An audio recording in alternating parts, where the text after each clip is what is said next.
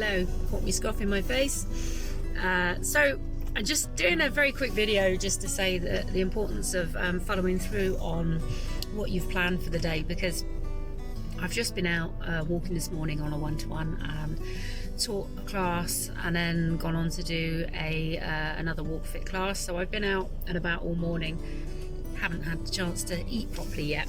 Had a few coffees, and I had it planned that I was going to go and do a zone 2 training run up the hill with the dog, and he's looking at me when I get home and I'm really tired and I'm thinking I'm really hungry. But the thing about food is I associate food with relaxing. I don't like eating on the go. I like to really enjoy my food, but I know if I go home and sit down and eat, I'm going to talk myself out of running. So I've grabbed something very quickly.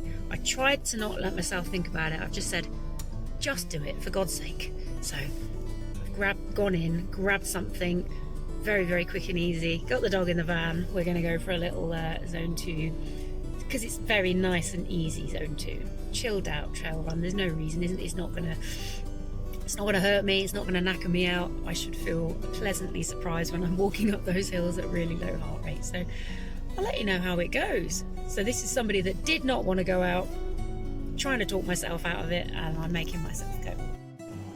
There he is, waiting to get out, going, come on, let me out, let's go out already, come on. I am getting ready. I'm just getting my kit ready, getting my bag ready, make sure I got the poop scoops, my gloves and an emergency gel. Don't know how long I'm going to be out for. For those of you that don't know, I've been doing some zone 2 heart rate training, and basically what that is I'm trying to develop my base aerobic fitness. So I'm using I've got a formula, the Carvona formula that I've used, and I'm using the bottom end of my zone 2 and the top end of my zone 1 as my training window. So I have a heart rate ceiling which works out for me at 138 beats per minute, and I'm using my watch and my heart rate to guide the effort level that I'm running at. And the idea is that if I just keep doing that for a while, I'll be able to run faster at the same heart rate. And the great, fantastic thing about heart rate training is it knows when you're tired, it knows when you're ill, it knows if you're overheating, etc. And it's always going to, sorry, I'm holding this phone very well. It's always going to dictate and tell you your effort level. So body does not recognize pace. Body recognises effort, and this is a message that I'm always telling my runners, is that you need to be going to feel, because on any given day you might be feeling different, but it's so easy to let your watch take over and, well, I'm used to running 9-minute miles, or I'm used to running 10-minute miles, therefore this is what I've got to do. And some days it feels so much harder and other days so much easier. So the thing about heart rate is you can't fool your heart. Your heart knows exactly how you're feeling, so your heart rate is going to be reflected in that. So you might wake up feeling crappy and everything just might be a little bit harder. So what I might find is on some of these runs I'm going to be running a lot slower. And on the trails today, the beautiful thing about the trails is I'm probably going to be walking up those hills and my heart rate's going to be skyrocketing, so I'm going to set off super slow. Look at that beautiful hill. Beautiful, can't wait to get up there, and neither can he. So I'm going to get going anyway. I am rabbiting on. I'll see you on the hill. Go on in. Whoop.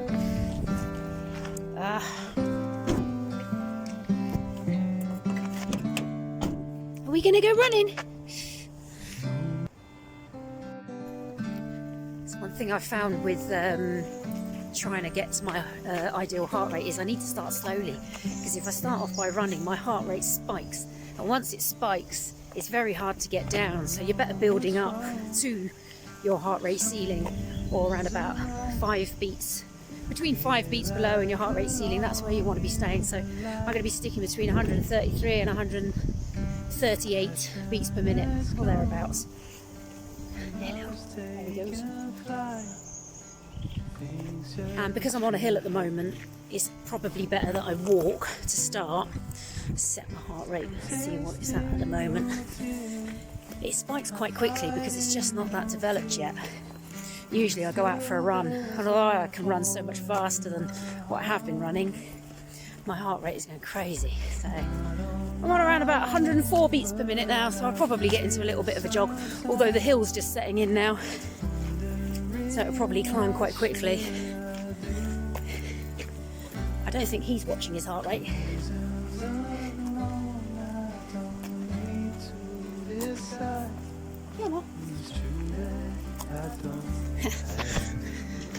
Best runner in the world he is.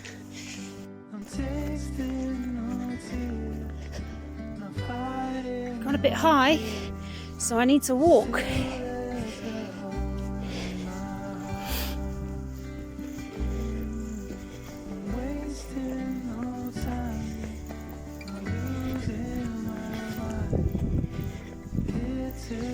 There we go, didn't take too long, so I can get back into it now.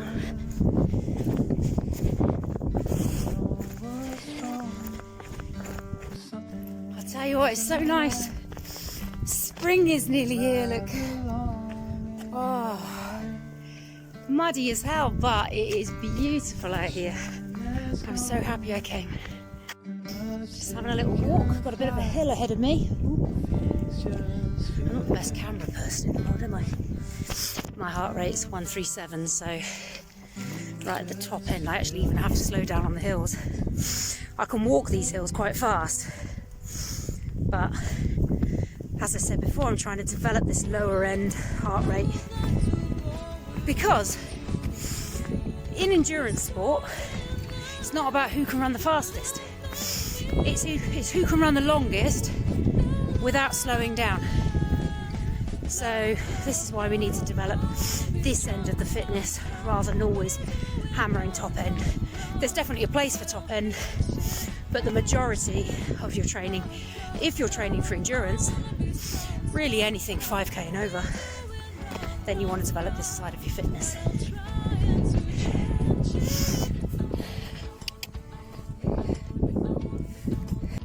So another thing I've had is a couple of comments about why I'm working at the bottom end of zone 2 and not the top end or somewhere mid-range.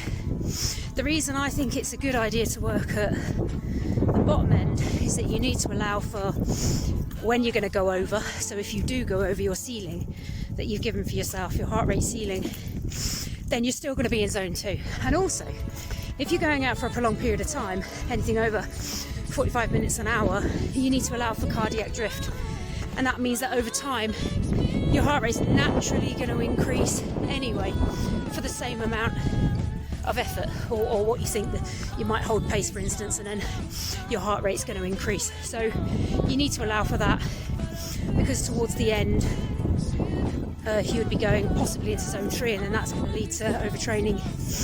So that's why I think the lower end is the best place, and you're going to get exactly the same effect. You're going to get the same training effect. You're going to improve that base fitness. So why would you want to go faster, eh? I just finished my run. There's Chase finished his. He's getting really muddy now. So I just did a normal trail route that I usually do. It's about 4.6 miles, and I usually do it, or recently, say the last 4 weeks, I've been doing it in under an hour. And I would say that's about threshold. Probably not my best, but it is certainly a threshold pace on the hills. And today that took me 1 hour, 14 minutes and 26 seconds, and that's exactly the same route that I normally do. So it added on a good 15 minutes to do it at my zone 2 heart rate, as opposed to my threshold pace, which is going to be sort of like 80% of my maximum heart rate. I'm going to write that down in my diary when I get home, and then I'll probably come back up and do another zone 2 trail soon, maybe in a few weeks, probably for every 4 trails that I do. Say for example, if I was to do that 4 times, one of them would probably be at my threshold pace where I really go for it, and the other 3 a nice merry zone 2 pace. You still certainly, get a little bit out of puff, and you get the benefit of the strength building on the hills. Whatever pace you're going, yes, you're not exerting as much force with each pace when you go slower, but you're certainly getting the same benefit of the muscular strength and endurance. There he is. Chasey, you're nice and muddy.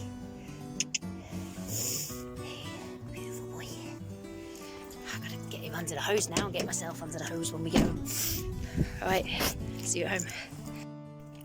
So the verdict is, I'm very happy I went. An hour and 15 minutes on the trails, and I'm feeling good. Go on, Chase. Oh, can you believe I'm locked out my back gate? That is so annoying, isn't it, Chase? What am I going to do? He's locked me out. I'm going to have to go in the front, but we're both really muddy, so that's a bit of a pain. I'll be back once I manage to get inside my house.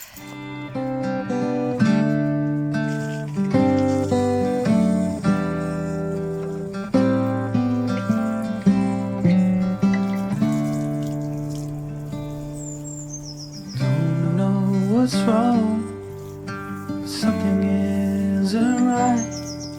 I feel I belong in the light.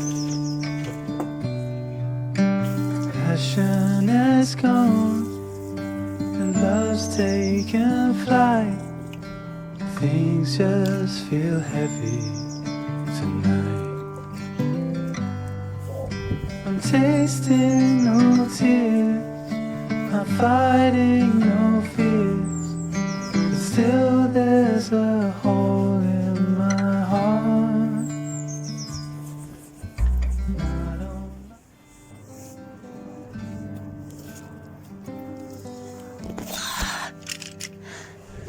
Good job, well done.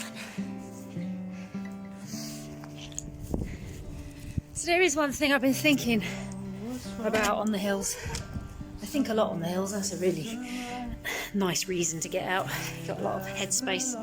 I don't like music. I like just having time to let all my thoughts spew out of my head.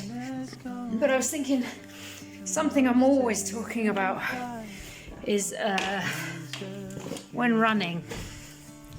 When you get to a hill, you should significantly slow down and significantly speed up on the down, and that's to keep an equal effort.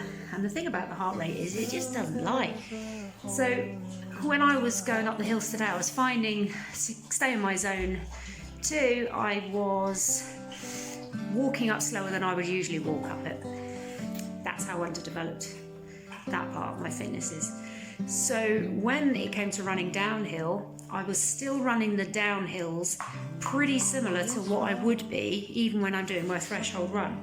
And that's because your heart rate significantly drops on the downs because you get to use gravity and just let your legs go. As long as you're not putting the brakes on and landing on your heel and you're just allowing yourself, you're leaning into the hill and you're just letting yourself go, your heart rate's still going to drop, and you're picking up massively with speed and slowing down significantly, even more than you think on the up. And this is what you need in order to keep your effort the same. And when you keep your effort the same, overall, you're going to feel a lot better at the end of your run than if you're kind of up and down with your heart rate. So, little top tip for you there. She says, I'm going to leave him in here now because he's stinking of shit a little bit. Look, he chooses to put himself to bed. Oh, I think he needs a biscuit. And then once he's got that, then I can eat. Right, anyway, I'm signing off for now because I'm going to have a shower and food and start mucking about editing this video.